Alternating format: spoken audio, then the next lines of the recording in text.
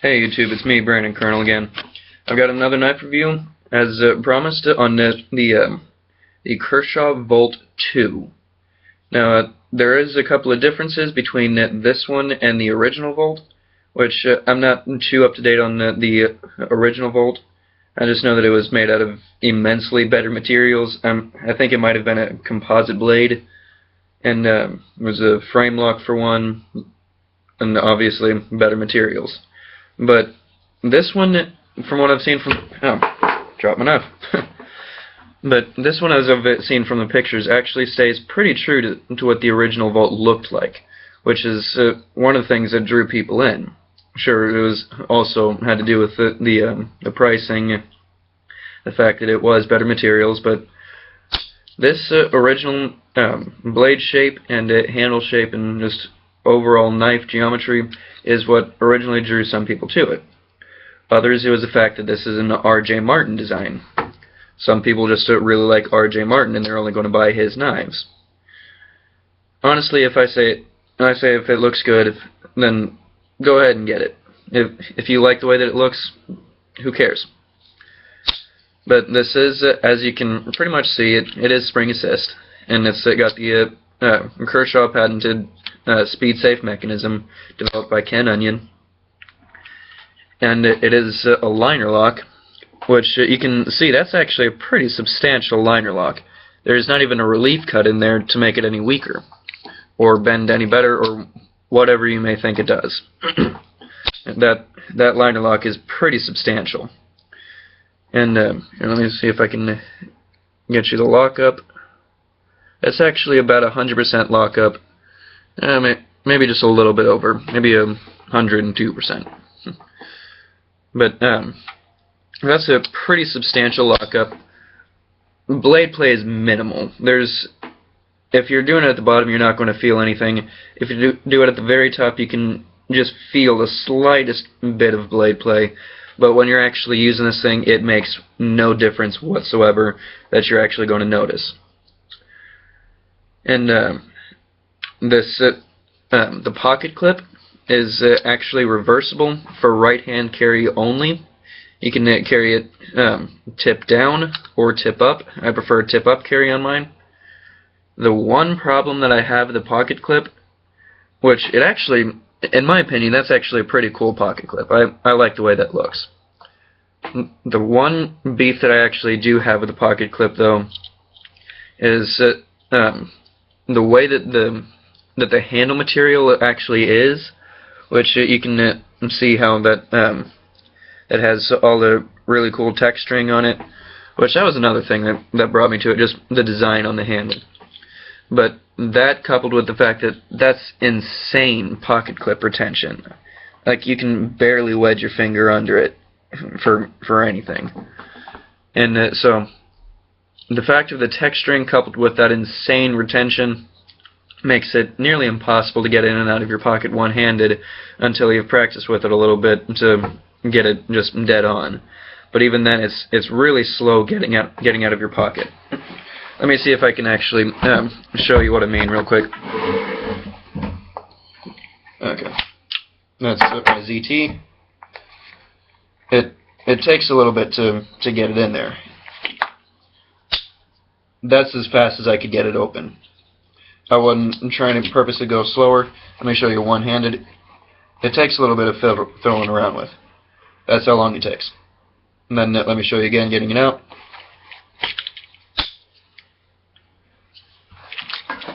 So, it is by no means a fast deployment.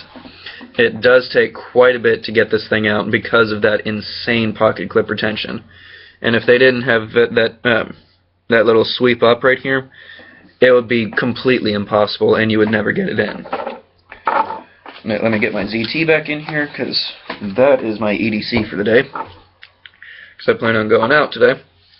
Now, as far as the design, like I said, R.J. Martin design, and this is incredibly sharp.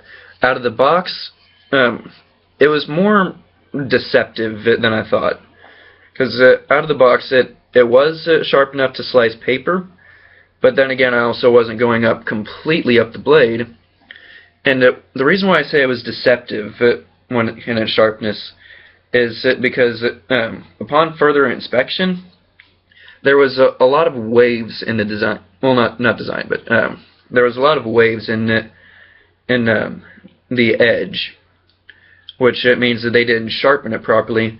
Basically, if you hold it up to the light and then you look at dead on the edge, and then you see different ways that the edge catches the light.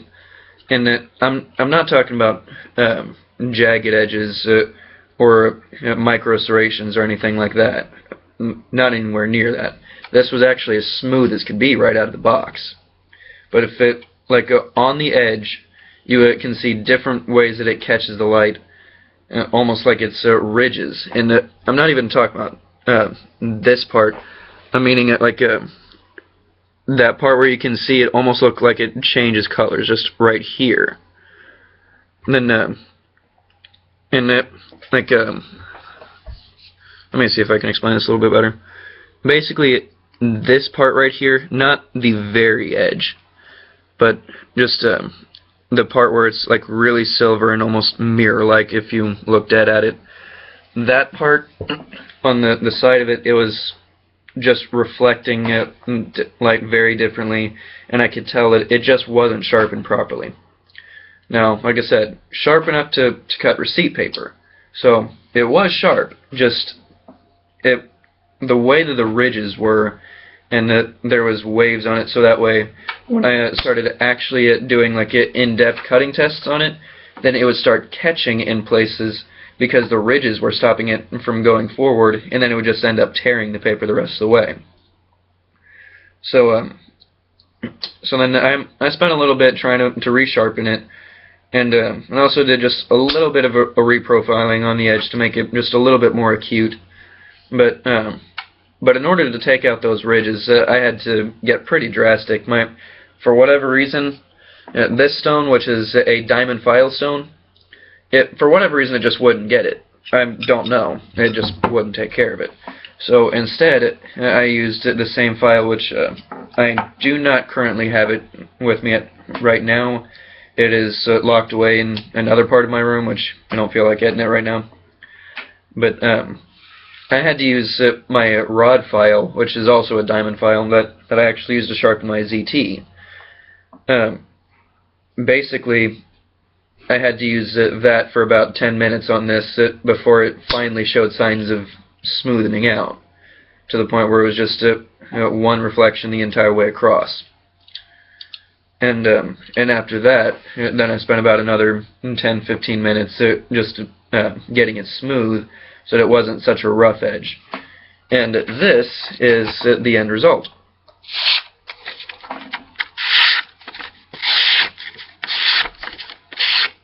That is razor sharp.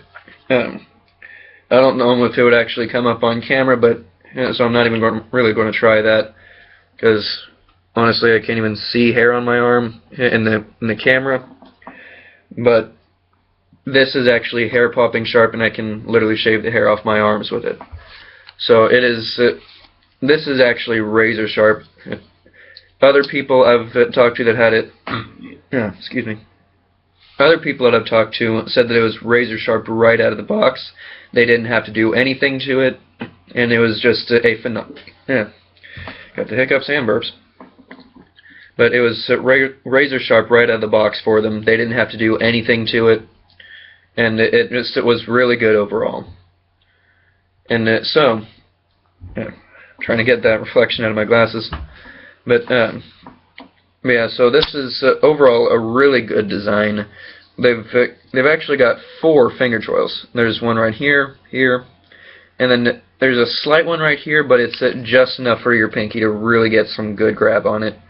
They've got jimping right where you need it, and the entire blade length is usable. I wouldn't really say this is a tactical, because for one, it just takes too long to deploy, and two, it's just more an EDC type design. This isn't by any means a tactical.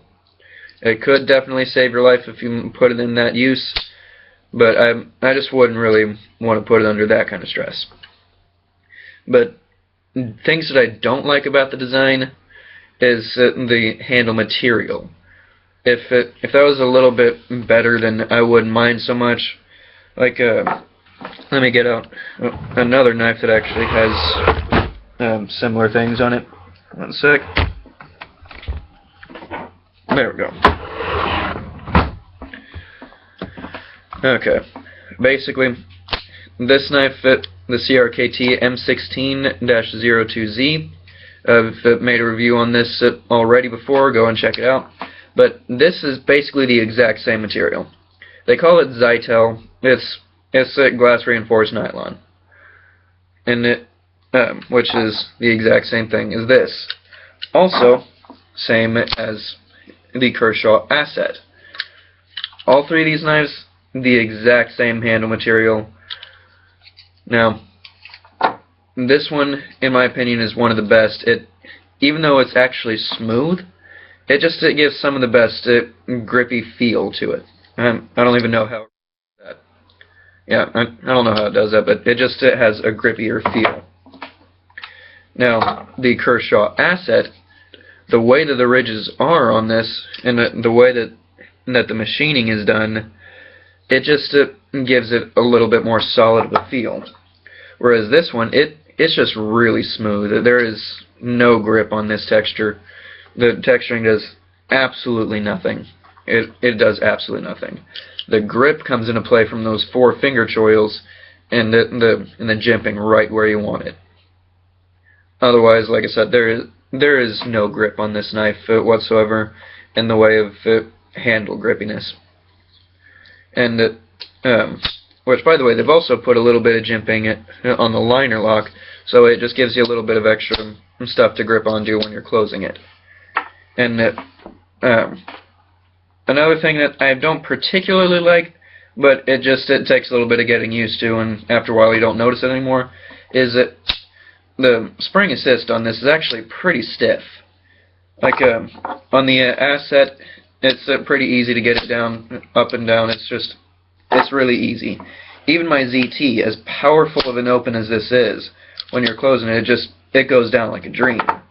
Whereas this one, it's pretty stiff to get open in the first place. You got to put a lot of pressure behind it. Like it's not exactly going to give you a failed opening, so I can do this as slowly as I want, and it's still going to come open easily. But to get it open in the first place, it takes a little bit of pressure. Even my ZT doesn't take that kind of pressure. And that has a powerful torsion bar on it. And also getting it closed, sure, that looks effortless right now, but it took me a while to get it down, just how much pressure to put on it, exactly how to get it down. Like at my ZT, I can catch it just on the side of my finger right here, and that's going to go down easily. Whereas this knife, if I try to get it just on the side of my finger, it's not going to go down. I catch it right here across the entire length of my finger. Because, like I said, this is just a really stiff torsion bar, and I'll be honest, it takes a little bit to get this thing down. But after a little bit of practice, it doesn't make a difference anymore. But for somebody that is looking for a really easy knife, they may want to think about that just a little bit. Another thing that I don't like about the knife is that on mine particularly, it may be different on somebody else's knife. I don't know, so don't bash me in the comments about saying, oh, mine's held up perfectly. Mine specifically, the bead blast isn't truly holding up all that well. Like along the edge, it's doing just fine. But let me see if I can get that to show up on camera. No, it's not showing up. Maybe your computer will actually show it. But in that brief glimpse, you saw how along the grind right here, then along that grind, it's starting to come off just a little bit, and there's superficial scratches all across the blade, but and the most that I've used this for is really just cutting up some cardboard, cutting up paper, just different stuff like that. not really anything that should have put a superficial scratch on this thing. I mean, I've done the exact same stuff with the Kershaw Asset. Shit is dirty as crap, and I don't know why. But there's not a single superficial scratch on this, and I've used this to cut up some meat, because like a summer sausage, that kind of stuff. I've used this to cut open boxes. I've used this to break down boxes. For crying out loud, just in cut tests, I basically shredded a box with this thing, and it wasn't exactly a thin box either. There's not a single superficial scratch on this thing anywhere. The bead blast is holding up phenomenally, and the edge is actually doing better than I thought it would too. Because being such a low grind on this knife, and just such a razor sharp edge, I actually would have thought this wouldn't have held up quite as well. But this is actually holding through pretty well, and it is still one of the sharpest knives. Oh no, I take it back. It is still the sharpest knife that I own in my collection. Again, $20. I got it at Academy Sports for $20. You can find it at Blade HQ, I think. But this is discontinued, so get it while you can. This is a phenomenal knife. The R.J. Martin, again, phenomenal knife, razor sharp. I would recommend it to anybody, but mine specifically, the bead blast is coming off. Just right around the grind area, superficial scratches everywhere. And like I said, the toughest thing that I've cut is cardboard. I haven't cut any wood with it. I haven't done any whittling. Haven't even really done any heavy-duty cutting on cardboard. It's just like the regular cardboard that you'd find lying around a college campus. And that's about it. Now, the box says this is 3 1/8 inches for blade length. I actually measured it, and this is dead on 3 inches. I don't know where they're getting the 1/8 from. Overall, I don't remember, so I've got my ruler out. 1 second. It is, I don't exactly know all the specific lengths of ruler measurements, but it is just the second line over 7 inches. So whatever that means to you, it's 2 lines over 7 inches. So pretty much 7 inches, but if that extra 2 lines means anything to you, then and if that makes a difference, then look up exactly what that means, because I never learned those measurements. But yeah, so it's a pretty decent sized knife. It's about a middle of the road size. It's a HCR13 MOV stainless steel, which is basically Kershaw's stereotypical steel. That's what they go to pretty much every single time. Like I said before, the handle material is glass-filled nylon. The pocket clip is reversible, right-handed carry only. Torsion bar, jimping right where you want it. Drop point design. The model number is 3650. And overall, I am pretty impressed with this knife as a whole. It's held up pretty nicely. It doesn't lose an edge very fast. And I have used this thing quite a bit as... Like I said, it's not exactly, it hasn't exactly been heavy-duty cutting, but what I have done with this is, it is pretty substantial in how many times I've used it, and the edge is holding up pretty nicely after I did some work to it, but overall, it is a very good knife, and like I said, I would recommend this to anybody. So, this is the Kershaw Volt 2, designed by R.J. Martin, and which, by the way, I'm actually, while I'm on the subject of knives, seeing it is a knife channel, pretty soon I'm actually about to get a World War II K-bar. Now, if the person selling it to me comes through, then I should have this sometime by next week. And the next time that I go home, I'll actually be doing a comparison video between modern K-bars that's actually been been handled by a Marine that's a good friend of mine, and also the comparison will be with the World War II K-bar. So just showing you if they're different, if they're basically the same, upsides and downsides to finding an old K-bar, upsides and downsides to buying a new one, things of that nature. So, and also today I'm going to be getting the Kershaw Burst, and when I get it, I'll decide as to whether or not I want to do an unboxing, or if I want to carry it around for a little bit, and then just recreate the unboxing feel later by just keeping all the materials. I'll decide that when I get it, but I'm going to be getting the Kershaw Burst today, so keep your eyes out for that. So, as always, stay safe.